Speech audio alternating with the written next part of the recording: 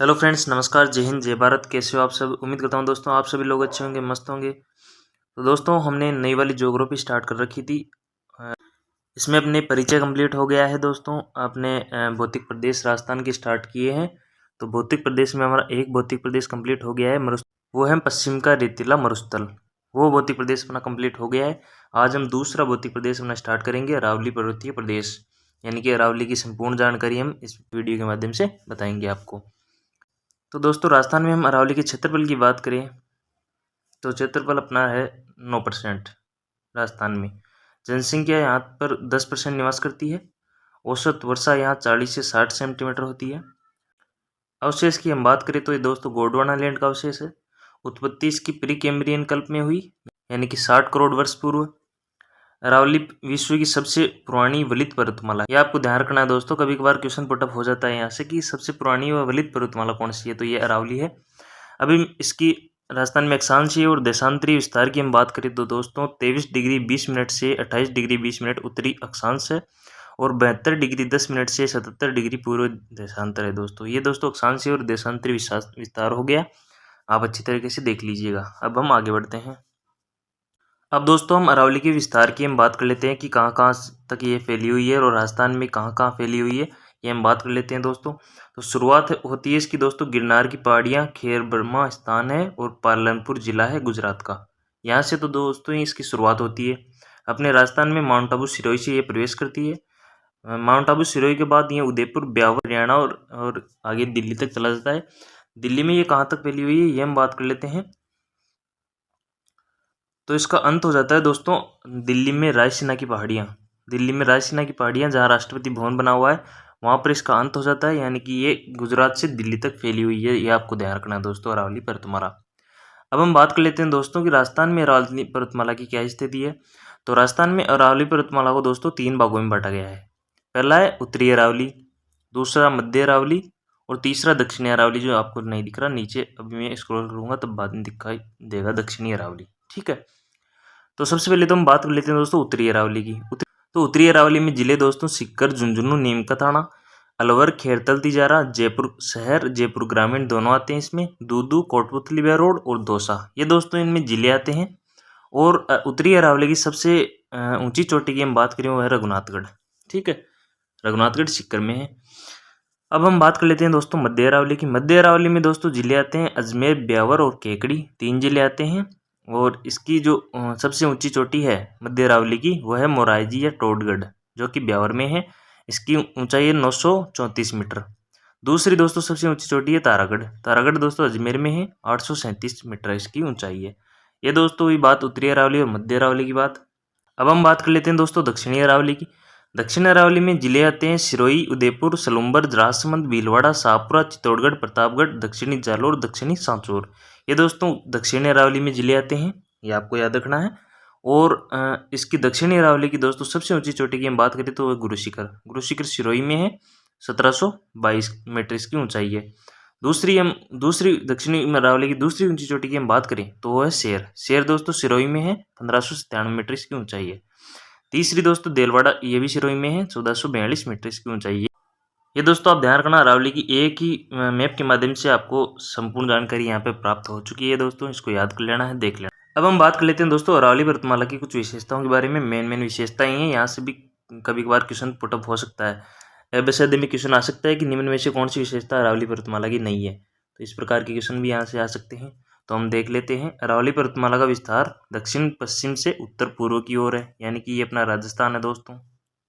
अरावली पर्वतमाला ऐसे फैली हुई है, ये उत्तर हुआ, ये दक्षिण, ये पूर्व और ये पश्चिम। तो अरावली पर्वतमाला का विस्तार कैसे हुआ? दक्षिण पश्चिम से उत्तर पूर्व की ओर, ऐसे विस्तार है दोस्तों, ठीक है। आगे बढ़ते हैं। आगे दूसरी विशेषता की हम बात करें दोस्तों, अरावली का सर्वाधिक विस्तार उदयपुर में और न्यूनतम विस्तार अजमेर में है, ये आपको ध्यान रखना है। अजमेर की जगह यहाँ दोस्तों आप ब्यावर कर लीजिएगा। सर्वाधिक विस्तार तो उदयपुर में है और न्यूनतम विस्तार इसका ब्यावर में है। आगे हम बात करें तो दोस्तों राजस्थान में अरावली की शुरुआत माउंट आबू सिरोही से खेतड़ी नीमका थाना, यहाँ पर नीमका थाना कर लीजिएगा, खेतड़ी नीमका थाना में आने लग गया है। तो नीमका थाना तक है, यानी कि माउंट आबू। राजस्थान में हम अरावली की बात करें तो अरावली माउंट आबू सिरोही से तो ये प्रारंभ होती है और खेतड़ी नीमका थाना तक ये एंड हो जाती है दोस्तों। अपने राजस्थान में यहाँ से यहाँ तक फैली हुई है, खेतड़ी यहाँ है और माउंट आबू यहाँ है, तो मतलब माउंट आबू से खेतड़ी तक ये फैली हुई है। आगे बढ़ते हैं। आगे दोस्तों अरावली को अध्ययन की दृष्टि से 3 भागों में बांटा गया है, जो मैंने आपको पहले बता दिया था। उत्तरी अरावली, मध्य अरावली, दक्षिण अरावली। उत्तरी अरावली की ऊंची चोटी है रघुनाथगढ़ शिखर में है, 1055 मीटर इसकी लंबाई है, ऊंचाई सॉरी।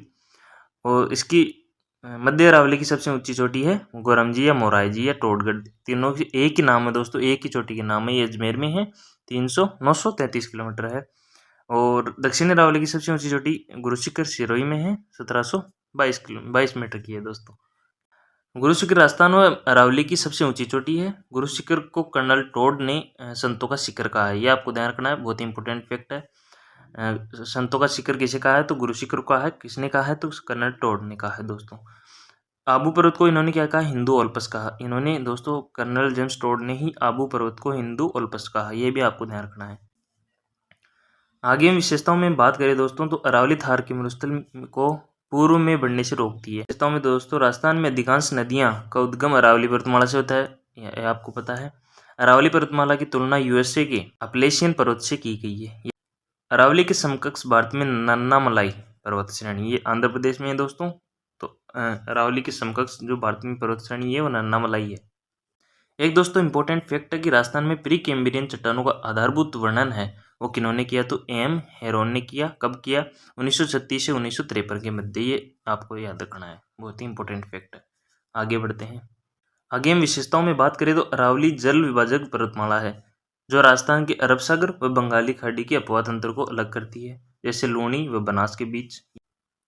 दोस्तों राजस्थान में कम वर्षा होने का मुख्य कारण अरावली पर्वतमाला का अरब सागरीय मानसून के समानांतर होना है, यानी कि ये अपना राजस्थान है दोस्तों। अरब सागर की मानसून की स्थिति ये रहती है दोस्तों, यानी कि इधर से आता है दक्षिण पश्चिम से। अपने अरावली की स्थिति भी यही है दक्षिण पश्चिम में, तो दक्षिण पश्चिम से उत्तर पूर्व की ओर अरावली की स्थिति है, तो ये इसके समानांतर चला जाता है दोस्तों। तो अपने राजस्थान में वर्षा बहुत ही कम हो पाती है इससे, इस कारण राजस्थान में वर्षा कम होने का मुख्य कारण एक अरावली भी है दोस्तों। अरावली पर्वतमाला को दोस्तों खनिजों का भंडार भी कहा जाता है तथा राजस्थान को खनिजों का अजायब घर भी कहते हैं, ये आपको ध्यान रखना है। अरावली पर्वतमाला धारवाड़ क्रम की चट्टानों में गिनी जाती है, इसमें धात्विक खनिज पाए जाते हैं दोस्तों। ये धारवाड़ क्रम की चट्टानों में गिनी जाती है और इसमें धात्विक खनिजों की मात्रा अधिक पाई जाती है। अरावली पर्वतमाला का शाब्दिक अर्थ होता है दोस्तों चोटियों की पंक्ति या श्रृंखला। अरावली पर्वतमाला का शाब्दिक अर्थ यह होता है दोस्तों चोटियों की पंक्ति या श्रृंखला। अरावली दोस्तों पुरानी व वलित पर्वतमाला है तथा वर्तमान में इसे अवशिष्ट पर्वतमाला के नाम से भी जाना जाता है दोस्तों। अवशिष्ट पर्वतमाला भी इसे ही बोलते हैं। अरावली क्वार्टजाइट चट्टानों से निर्मित है, इसमें ग्रेनाइट शिस्ट प्रकार की चट्टानें पाई जाती है। ग्रेनाइट और शिस्ट प्रकार की इसमें चट्टानें पाई जाती है और ये अरावली क्वार्टजाइट चट्टानों से निर्मित है दोस्तों। आगे दोस्तों हम बात करें अरावली पर्वतमाला की प्रमुख पहाड़ियों की विशेषताओं के बारे में, तो उदयपुर की पहाड़ियाँ। उदयपुर में दोस्तों गोगुंदा की पहाड़ी है। गोगुंदा की पहाड़ी में यहाँ से आयड़ नदी का उद्गम होता है दोस्तों, ये आपको ध्यान रखना है। गोगुंदा की पहाड़ी से क्या होता है, आयड़ नदी का उद्गम होता है। बिच्छा मेड़ा की पहाड़ी, ये भी उदयपुर में ही है। उदयपुर की पहाड़ियाँ पहले हम पढ़ रहे हैं, बाद में पढ़ेंगे दूसरी जिले की पहाड़ियाँ। तो दूसरी है बिच्छा मेड़ा की पहाड़ियाँ, सोम नदी का उद्गम यहाँ से होता है। तीसरी है पदराला की पहाड़ी, यहाँ से साबरमती शेह नदी का उद्गम होता है। आगे हम बात करें दोस्तों उदयपुर में ही तो जरगा और रागा की पहाड़ियाँ हैं। जरगा और रागा की पहाड़ियाँ क्यों प्रसिद्ध है, तो जरगा और रागा की पहाड़ियों के बीच देशसरों का पठार है दोस्तों, इस कारण ये प्रसिद्ध है। तो देशसरों का पठार आपको पूछे तो ये जरगा और रागा दो पहाड़ियों के बीच स्थित है। आगे हम बात करें दोस्तों राजसमंद की प्रमुख पहाड़ियों के बारे में, तो खमनौर की पहाड़ियाँ। तो खमनौर की पहाड़ियों से बनास नदी का उद्गम होता है और यहाँ चंदन के वन पाए जाते हैं तथा यहाँ चैती गुलाब की खेती की जाती है, ये आपको ध्यान रखना है। चैती गुलाब की खेती कहाँ होती है, तो खमनौर की पहाड़ियों में होती है दोस्तों, राजसमंद में। अब राजसमंद में दूसरी पहाड़ी है बिजराल की पहाड़ी। बिजराल की पहाड़ी खारी नदी का उद्गम होता है यहाँ से। और राजसमंद में ही एक पहाड़ी है दिवेर की पहाड़ी। दिवेर में दोस्तों कोठारी नदी का उद्गम होता है दिवेर से। और कोठारी नदी पर दोस्तों मेजाबांध है जो भीलवाड़ा में स्थित है, ये आपको ध्यान रखना है। आगे हम बात करते हैं दोस्तों जयपुर की प्रमुख पहाड़ियाँ। जयपुर का मतलब यहाँ जयपुर ग्रामीण हो गया है दोस्तों। जयपुर ग्रामीण की प्रमुख पहाड़ियों की हम बात करें तो पहली है बैराट की पहाड़ी। बैराट की पहाड़ी से बाणगंगा नदी का उद्गम होता है। बैराट की पहाड़ियाँ दोस्तों एक तो आती है जयपुर ग्रामीण में, कोटपुतली बहरोड 2 जिलों में फैली हुई है। सेवर की पहाड़ियाँ, ये साबी नदी का उद्गम होता है यहाँ से। और मनोहरपुरा की पहाड़ियाँ, यहाँ पे मेंथा या मेंढा नदी का उद्गम होता है। चैनपुरा की पहाड़ियाँ मोरेल नदी का उद्गम होता है। ये इनकी विशेषता हुई दोस्तों जयपुर ग्रामीण की पहाड़ियों की। जयपुर ग्रामीण में ही हम बात करें दोस्तों आमलोद सामलोद की पहाड़ी, जिसे सामोद की पहाड़ी भी हम बोल देते हैं। यहाँ से बांडी सेकंड नदी का उद्गम होता है, बांडी सेकंड नदी। अब हम बात करें दोस्तों अजमेर की प्रमुख पहाड़ियों के बारे में, तो अजमेर में है नाग पहाड़। नाग पहाड़ी दोस्तों लूनी नदी का उद्गम होता है, ये आप सबको पता है। अजमेर में ही हम बात करें मेरवाड़ा पर्वत। मेरवाड़ा पर्वत मध्य अरावली में स्थित है। यह पर्वत मेवाड़ व मारवाड़ को अलग करता है। तो ये आपको ध्यान रखना है, मेवाड़ मारवाड़ को अलग करता है मेरवाड़ा पर्वत। आगे हम अजमेर में बात करें दोस्तों, एक पहाड़ी कुकरा पहाड़ी, यह मेवाड़ व मारवाड़ को अलग करती है। ये भी दोस्तों मेवाड़ मारवाड़ को अलग करती है। और एक है दोस्तों घूघरा घाटी। घूघरा घाटी आरपीएससी का कार्यालय है यहाँ पर, ये आपको ध्यान रखना है। आगे हम बात करें दोस्तों सीकर की प्रमुख पहाड़ियों के बारे में, तो खंडेला की पहाड़ी, हर्ष की पहाड़ी, मालखेत की पहाड़ी, पालखेत की पहाड़ी, ये दोस्तों सीकर की प्रमुख पहाड़ियाँ है। खंडेलिया की पहाड़ियों से दोस्तों कांतली नदी का उद्गम होता है। हर्ष की पहाड़ियों से दोस्तों पवन ऊर्जा संयंत्र यहाँ पर अधिक लगे हुए हैं हर्ष की पहाड़ियों में, ठीक है। अब हम बात कर लें तो दोस्तों अलवर की प्रमुख पहाड़ियों के बारे में। अलवर में दोस्तों उदयनाथ की पहाड़ी, यहाँ से रुपारेल नदी का उद्गम होता है। दूसरी है हर्षनाथ की पहाड़ी। हर्ष पहाड़ी तो दोस्तों सीकर में है, और हर्षनाथ की पहाड़ी दोस्तों अलवर में, ये आपको ध्यान रखना है। कभी कभार बहुत ही कंफ्यूज भरा ये क्वेश्चन पूछ लिया जाता है यहाँ से कि हर्षनाथ की पहाड़ी कहाँ है, तो ये अलवर में आपको आंसर देना है, ठीक है दोस्तों। अलवर में ही दोस्तों एक है छटंगी की पहाड़ी, ये दोस्तों यहाँ बाला किला स्थित है छटंगी की पहाड़ी पर। अब हम बात करें दोस्तों कुछ इंपॉर्टेंट पहाड़ियों के बारे में, तो एक है भाखर की पहाड़ी, एक गिरवा की पहाड़ी, एक भंवर माता की पहाड़ी। ये दोस्तों भाखर की पहाड़ी है सिरोही में स्थित है। राजस्थान की में सबसे तीव्र ढाल वाली पहाड़ियाँ हैं ये दोस्तों, जो कटिपटी रूप में फैली हुई है। आपको पूछे कि कटिपटी रूप में फैली हुई पहाड़ियाँ कहाँ हैं, तो सिरोही में है। ये भाखर की पहाड़ियों के नाम से जाने जाते हैं।